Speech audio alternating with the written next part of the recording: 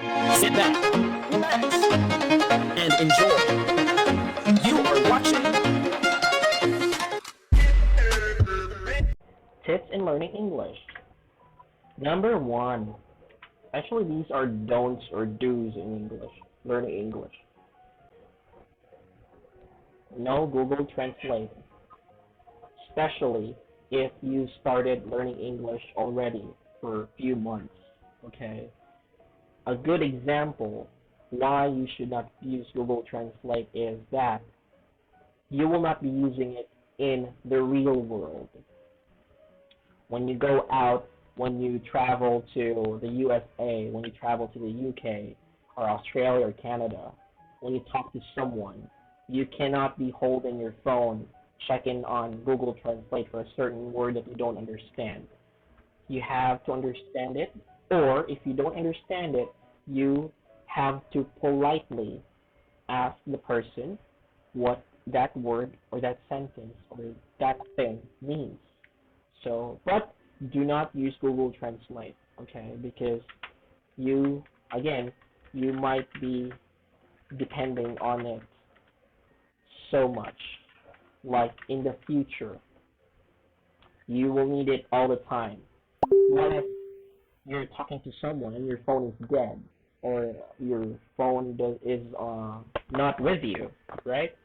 So you have to try your best. You cannot just be pretending that you understand someone. So do not pretend to understand someone. Do not pretend to understand someone when your teacher says, "Okay, class, do you understand?" Do not say, "Yes, teacher," but you don't understand. You are just cheating yourself, right?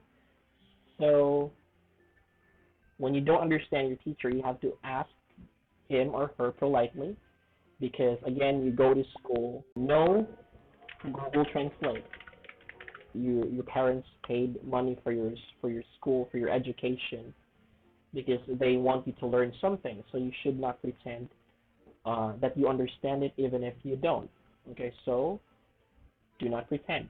For beginners, you might need translation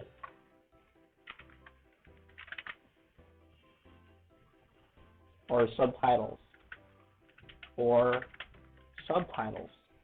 But if you have been learning English for quite some time or for a long time, then you should not,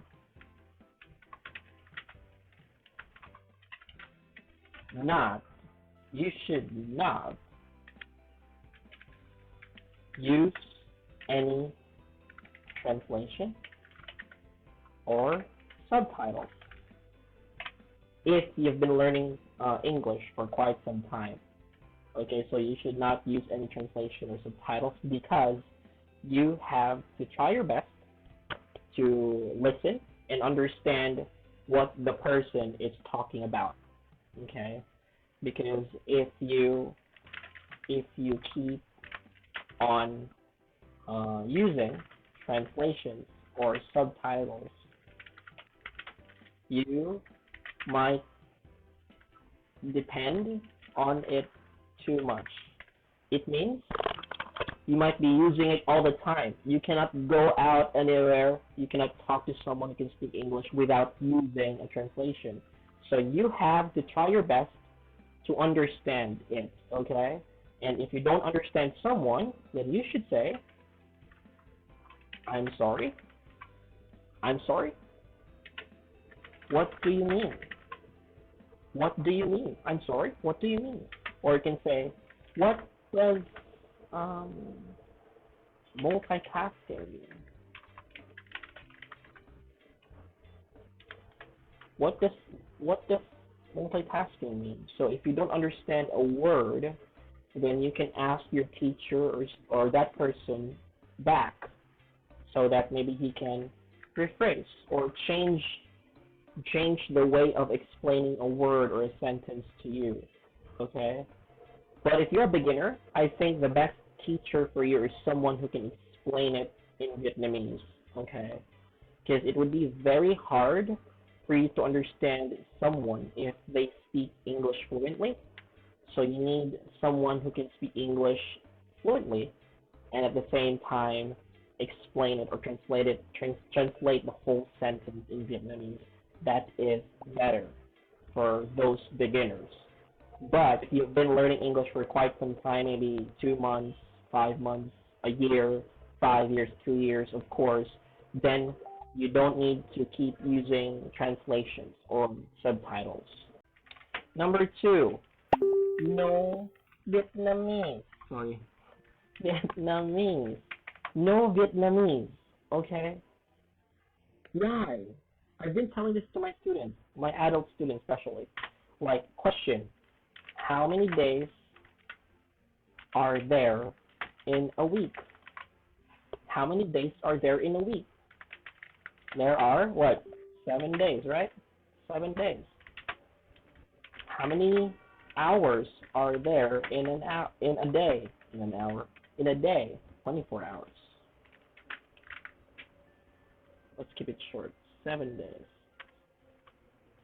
How many days do you go to school? How many days do you go to school? Probably 6 days or 5 days. Let's say 6 days from Monday to Saturday. Or even 7 days, right? Maybe for some students because they still go to their English school or other schools during the weekend. So let's say 6 or 7 days. Let's say 6 days.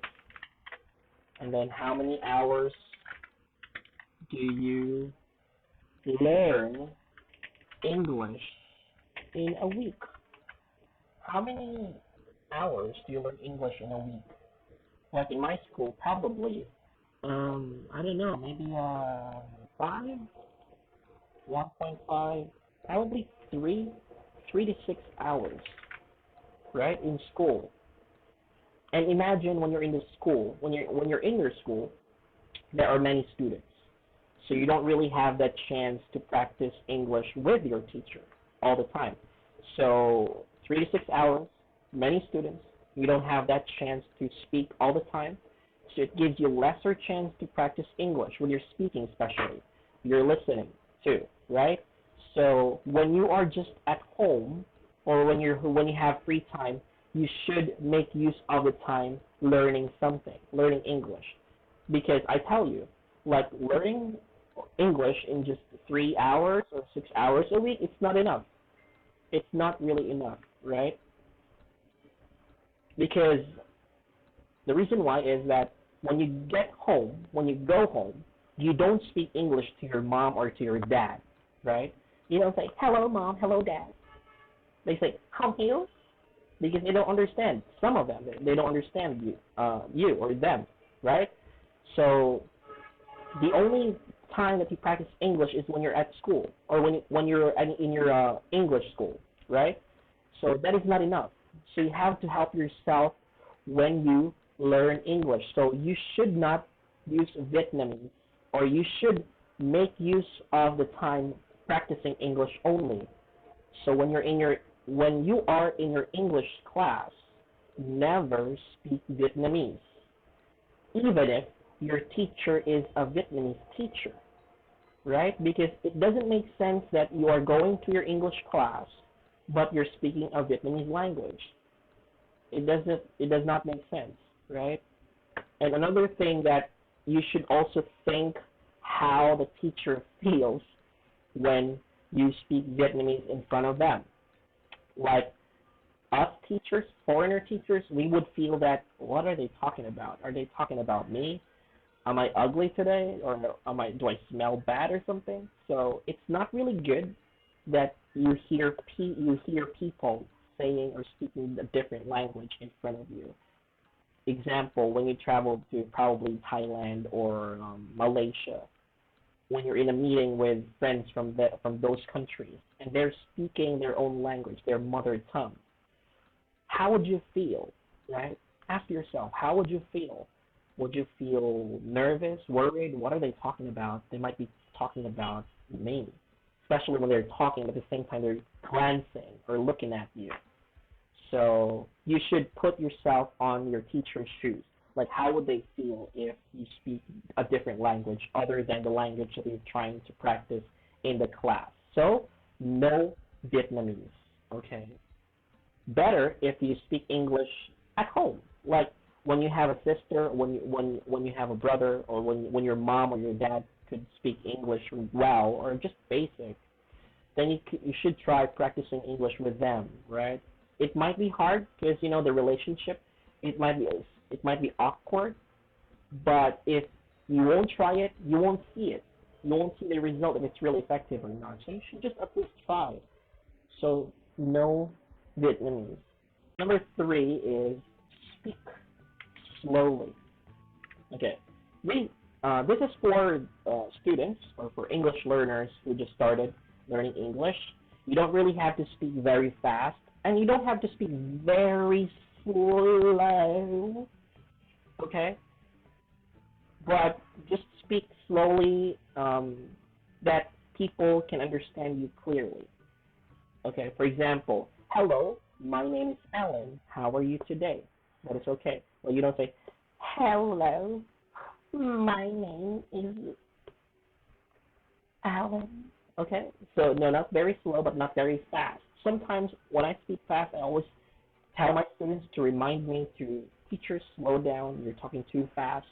Because again, I don't want my students to pretend to understand me. Okay, so speak slowly, but not very fast, not very slow. Just uh, enough pacing, or just right pacing, normal pacing. Number four, speak clearly. So speak clearly, okay? And when you speak clearly, you have, wait, I'm shouting. You have to open your mouth. Mouth, very wide, right? So it's a good practice when you start learning English. Do a mouth exercise. Like stretch your mouth, your jaw, so you can speak English really easily. Like other people, the native English speakers from probably the US and the UK, Canada, Australia, they speak English really well because their mouth is really wide open when they speak. Like, hello, John, how are you today? Like, it's very easy for them. So, especially you guys, my Vietnamese students, when you speak English, do not be shy like this, okay? Like, teacher Adam, I have an idea, but I don't want to talk about it, right? So, do not do this, okay? Because the person you're talking to might not understand you. So you have to open your mouth really wide. Okay? Speak clearly. Open your mouth really wide. Okay? That's why public speakers, the people talking in front of many people, before they actually speak in front of them, they do mouth exercise. They open their mouth wide, and then they extend their tongue so that they will not stutter. Like when you speak English, you say, so it affects your ability to speak clearly. So mouth exercise, or tongue exercises or mouth exercises are really effective before you speak in front of many people. Alright, so speak clearly. There are many people who can speak clearly, or who can speak slowly but not clear. For example, when I say, "Yo, man, you wanna hear what I'm saying, mama? Yo, man, you wanna hear what I'm saying, mama?"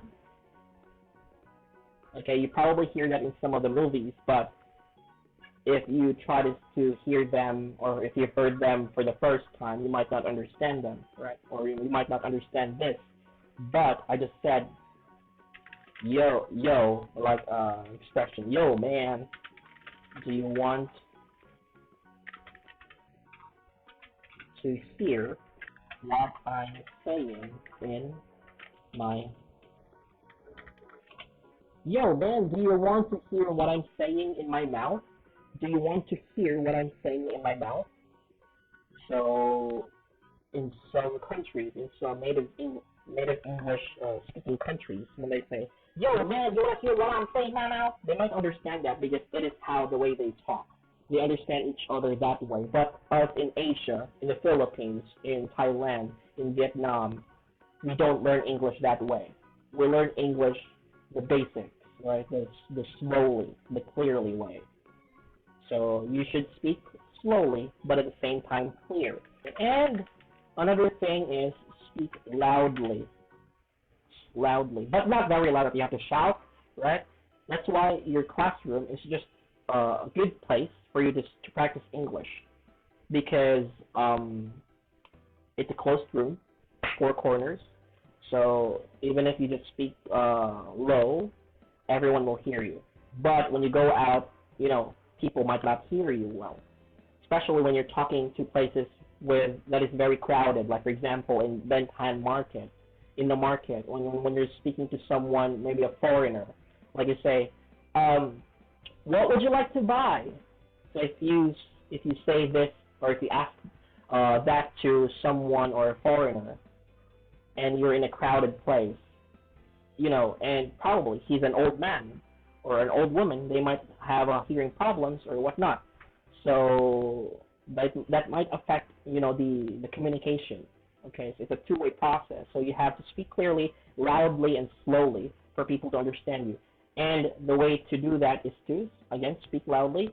And a good way to do that is to practice not just in the classroom, but in a noisy place.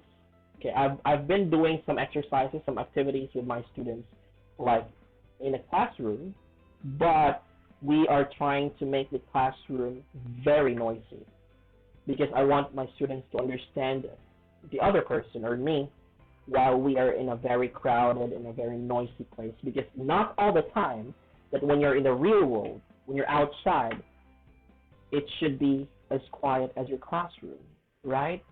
So you should accept the fact that it can be very noisy. So you have to understand them while you are in a noisy environment. Speak slowly, speak clearly, speak loudly, open your mouth wide, no Vietnamese, no Google Translate. And then this next tip is more specifically for Vietnamese students or Vietnamese English learners. Big. Do you know big? Big tummy. No, I'm just kidding. Big last letter. Big last letter. What does that mean, big last letter? I don't know. No, it means you should speak or say or utter the last sound of every word clearly. Because again, some Vietnamese students have a very tiny little voice, right? So you should speak clearly. Big last letter. For example, numbers 1, 2, 3, 4, and this one. What number is that? It's not 5. It's not 5. No, it's a voice sound. You should use your voice. The vibration, right? 5. 5. 1, 2, 3, 4, 5. 5. I have 5 fingers. 5. This number. This is 6. 6. It's not 6. I'm sick. It's not 6. It's not sit. It's not sis. It's not your sister. So 6. So you should say 6 ka ka ka ka sa sa sa 6 ka sa 6. 6. 1, 2, 3, 4, 5, 6. 9. 9. It's not 9. Nine? No, nine? Okay, you're not saying that word, nine? Nine. Nine. Nine. 12. The same with 5. 12. V. V. 12. 12. 12. 12. 12. Alright? So, big last letter means you have to speak or say or utter the last sound of every word very clearly. Okay? Especially, again, for Vietnamese, you have a problem doing that, some of you. Because, why? In your language, in Vietnamese language, you don't have a word that ends with letter L. Oh.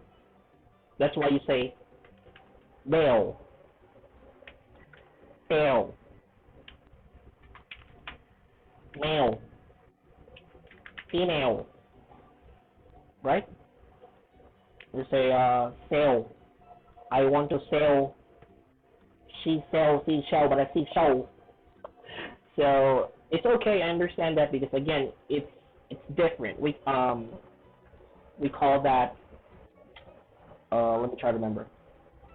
Fossilized error.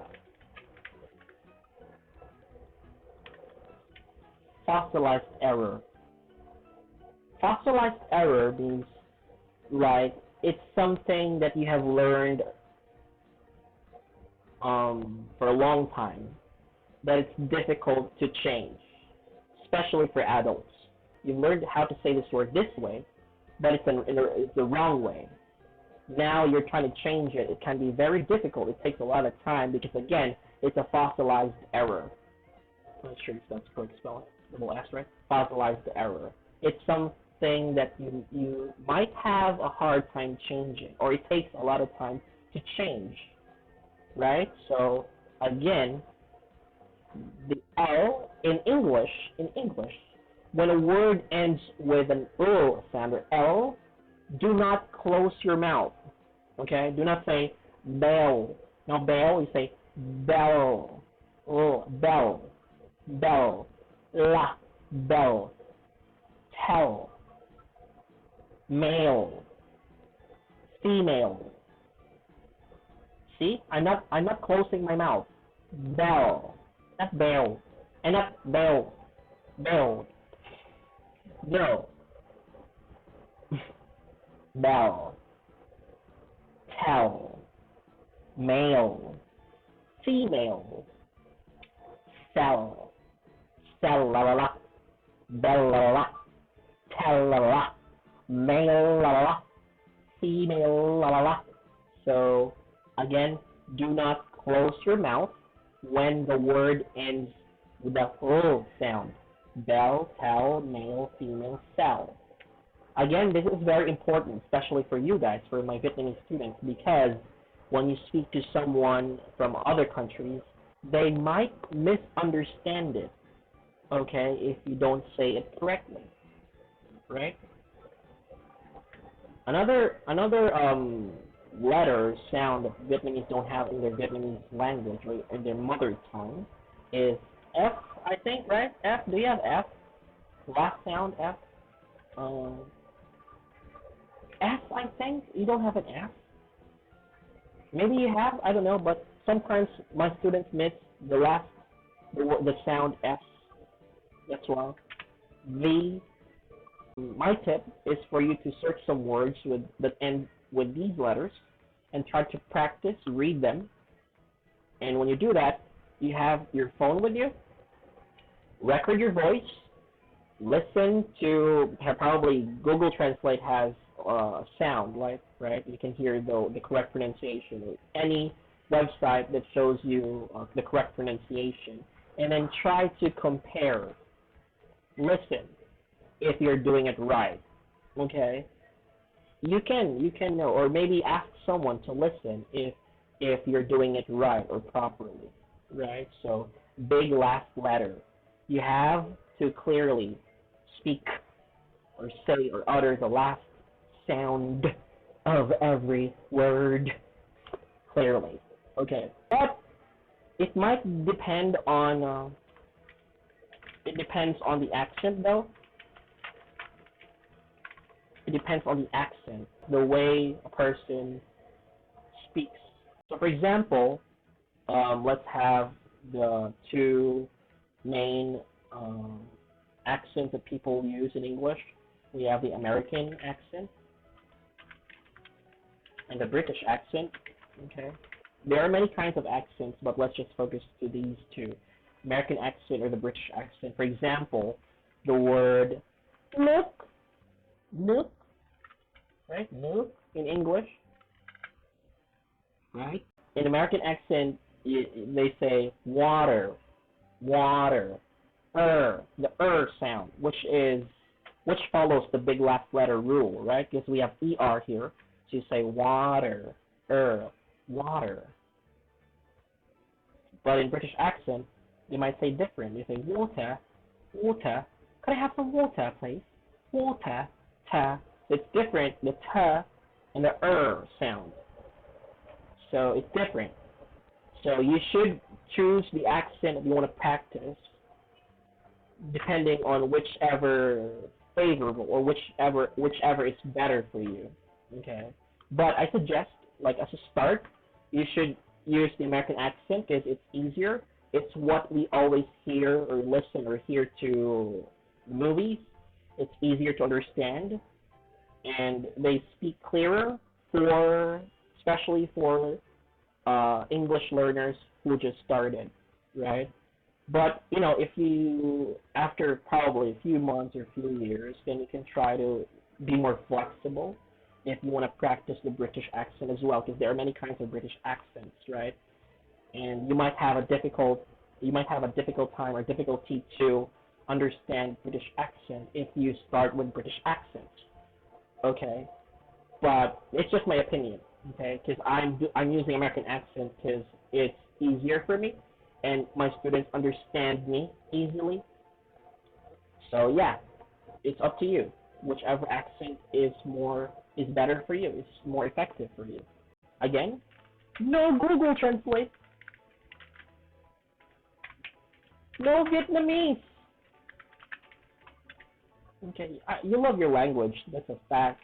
You can't deny that. But if you try to learn English, you have to embrace the language. Okay, you have to learn it by heart, with all your heart, and not just your mind. Okay, not just your ears. Like go out and forget. No, speak clearly. Do not pretend to understand. Speak slowly. Speak loudly. And focus on the big last letter or the last sound of every word. Because again, you might have a difficulty changing that if you don't start right now. So focus on speaking the last sound of every word clearly. Okay, so these are just some of the many ways in improving your English.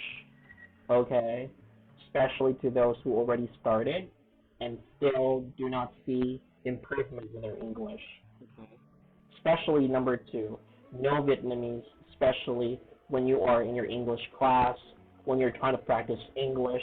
Yeah, just don't use Google Translate. Because in my country, just to share, okay, although it's a different thing in the Philippines, but just to share, in my country, don't use Google Translate when we learn English, okay? Like, when we're at home, we don't speak English. We don't speak English to our moms or dads, right? But when we were at school, in our office, we had to speak English, okay?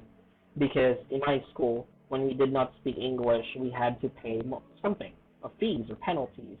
That is how we put pressure in our, to improve our English. So you guys should find ways also to improve your English, and then push yourself harder, but not too much, okay, in learning English. So no Vietnamese in your English class. Speak clearly. Do not pretend to understand.